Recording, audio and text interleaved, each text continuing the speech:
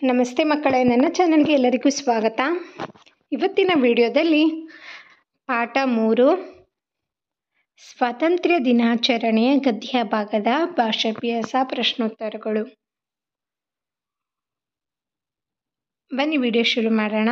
ಯಾರೆಲ್ಲ ನನ್ನ ಚಾನಲನ್ನು ಸಬ್ಸ್ಕ್ರೈಬ್ ಮಾಡ್ಕೊಂಡಿಲ್ಲ ಸಬ್ಸ್ಕ್ರೈಬ್ ಮಾಡ್ಕೊಂಡು ನೋಡಿ. ನಾನು ಹಾಕೋ ಪ್ರತಿಯೊಂದು ವಿಡಿಯೋಸ್ ಕೂಡ ನೀವು ತಪ್ಪದೆ ನೋಡ್ಬೋದು. ಅಭ್ಯಾಸದಲ್ಲಿ ಒಂದು ಪದ ಅಥವಾ ವಾಕ್ಯದಲ್ಲಿ ಉತ್ತರಿಸು. ಮೊದಲನೇ ಪ್ರಶ್ನೆ, ಮುಖ್ಯ ಗುರುಗಳು ಯಾರ ಸಭೆ ಕರೆದರು? ಮುಖ್ಯ ಗುರುಗಳು ಶಾಲಾ ವಿದ್ಯಾರ್ಥಿ ಮಂತ್ರಿಮಂಡಲದ ಸಭೆ ಕರೆದರು. ಎರಡನೇದು, ಸ್ವಾತಂತ್ರ್ಯ ದಿನವನ್ನು ಎಂದು ಆಚರಿಸುತ್ತೇವೆ? ಆಗಸ್ಟ್ 15ರಂದು ಸ್ವಾತಂತ್ರ್ಯ ದಿನವನ್ನಾಗಿ ಆಚರಿಸುತ್ತೇವೆ. ಯಾರು ಕ್ಷಮೆ ಕೋರಿದರು? ಶಾಹೀನ್, ಐಶ್ವರ್ಯ ಕ್ಷಮೆ ಕೋರಿದರು. ಆ ವಿಭಾಗ 2 ಅಥವಾ 3 ವಾಕ್ಯಗಳಲ್ಲಿ ಉತ್ತರಿಸು. ಮೊದಲನೇ ಪ್ರಶ್ನೆ, ಮಂತ್ರಿಮಂಡಲದ ಸಭೆಯಲ್ಲಿ ಯಾವುದರ ಬಗ್ಗೆ ಚರ್ಚಿಸಿದರು? ಉತ್ತರ, ಮಂತ್ರಿಮಂಡಲದ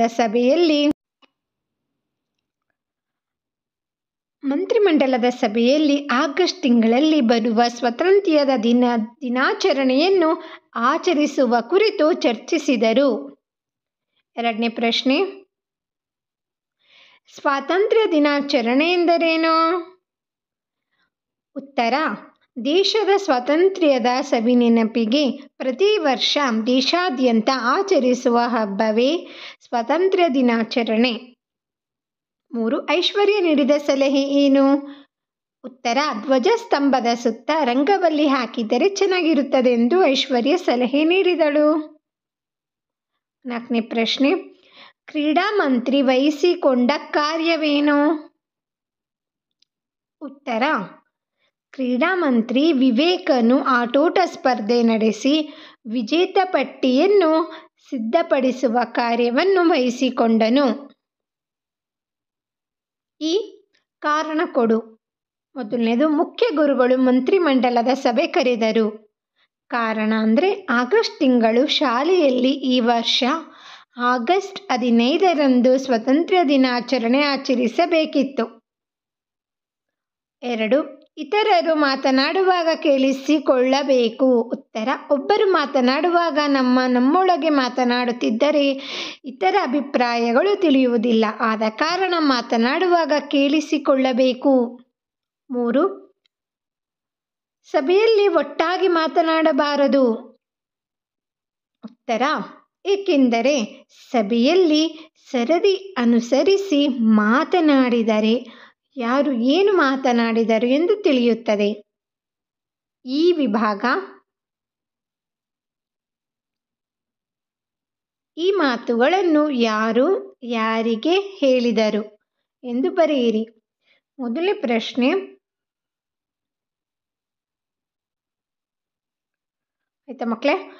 ಓಕೆ, ನಮ್ಮ ಶಾಲೆಯಲ್ಲೂ ಆಚರಿಸುತ್ತೇವೆಯಲ್ಲ ಸರ್.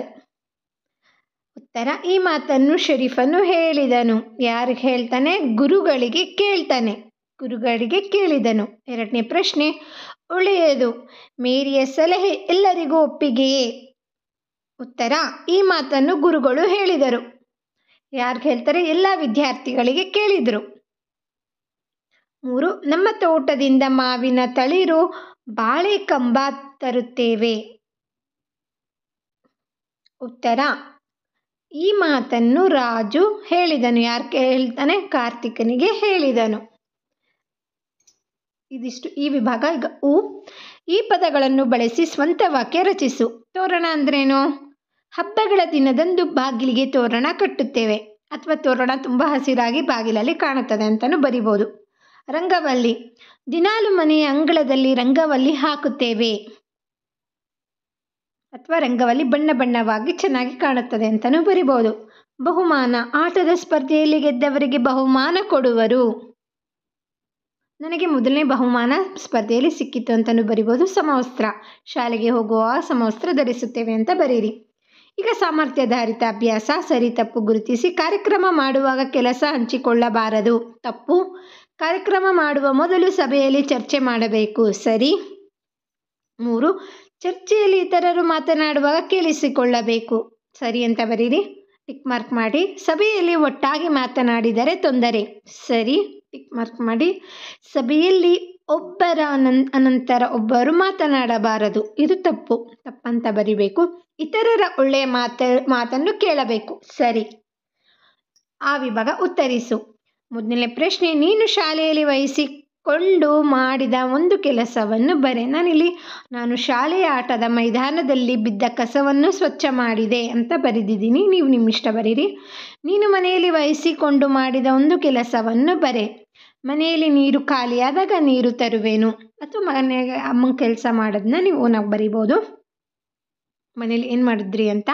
ನೀನು ಮನೆಯಲ್ಲಿ ಎಲ್ಲರೂ ಕುಳಿತು ಚರ್ಚಿಸಿ ಮಾಡಿರುವ ಕೆಲಸ ಯಾವುದು?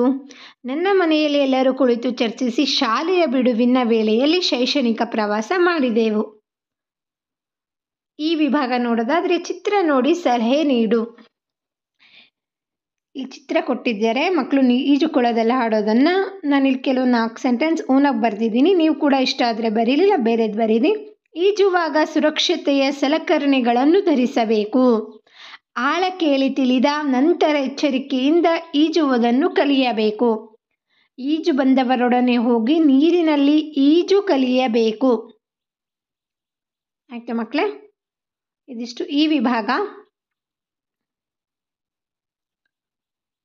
ಆದ ನಂತರ ಭಾಷಾಭ್ಯಾಸ ನೋಡೋಣ. ಸರಿಯಾದ ಅರ್ಥ ಬರುವಂತೆ ಪದಗಳನ್ನು ಜೋಡಿಸಿ ವಾಕ್ಯಗಳನ್ನು ಸರಿಪಡಿಸಿ ಬರೆ.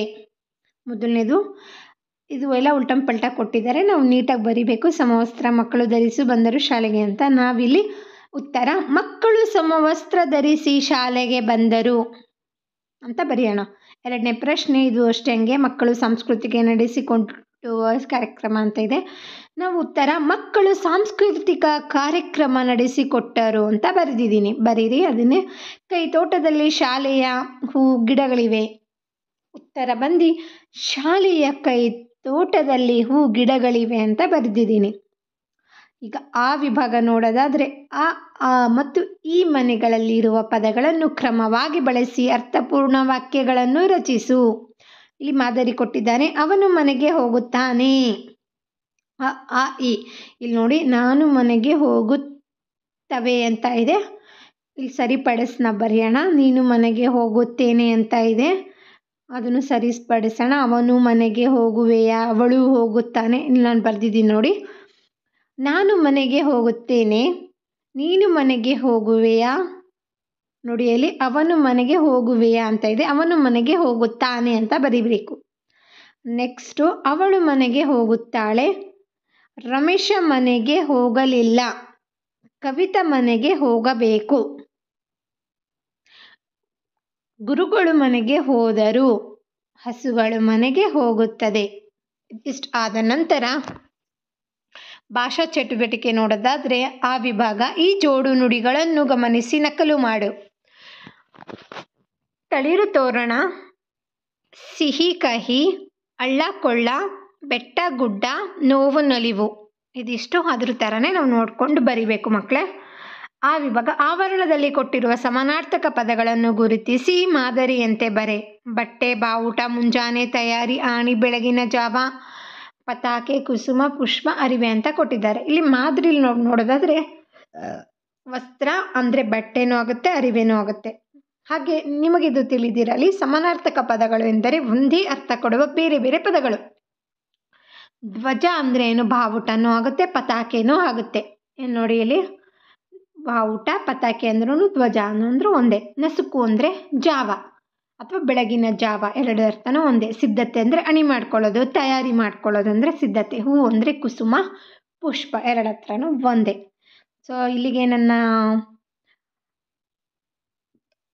ಸ್ವತಂತ್ರ ದಿನಾಚರಣೆಯ ಪ್ರಶ್ನೆಯ ಗದ್ಯ ಭಾಗದ ಪ್ರಶ್ನೋತ್ತರಗಳು, ಭಾಷಾ ಅಭ್ಯಾಸ, ಸಾಮರ್ಥ್ಯಾಧಾರಿತ ಚಟುವಟಿಕೆಗಳು ಎಲ್ಲ ಮುಗಿದಿದೆ. ನಿಮಗೆ ನನ್ನ ವಿಡಿಯೋ ಅರ್ಥ ಆಯ್ತು ಅಂದ್ಕೊಂಡಿದ್ದೀನಿ. ಅರ್ಥ ಆದರೆ ಪ್ಲೀಸ್ ಲೈಕ್ ಮಾಡಿ, ಶೇರ್ ಮಾಡಿ, ನನ್ನ ಚಾನಲ್ನ ಸಬ್ಸ್ಕ್ರೈಬ್ ಮಾಡ್ಕೊಳ್ಳಿ. ಬಾಯ್ ಬಾಯ್ ಮಕ್ಕಳೇ.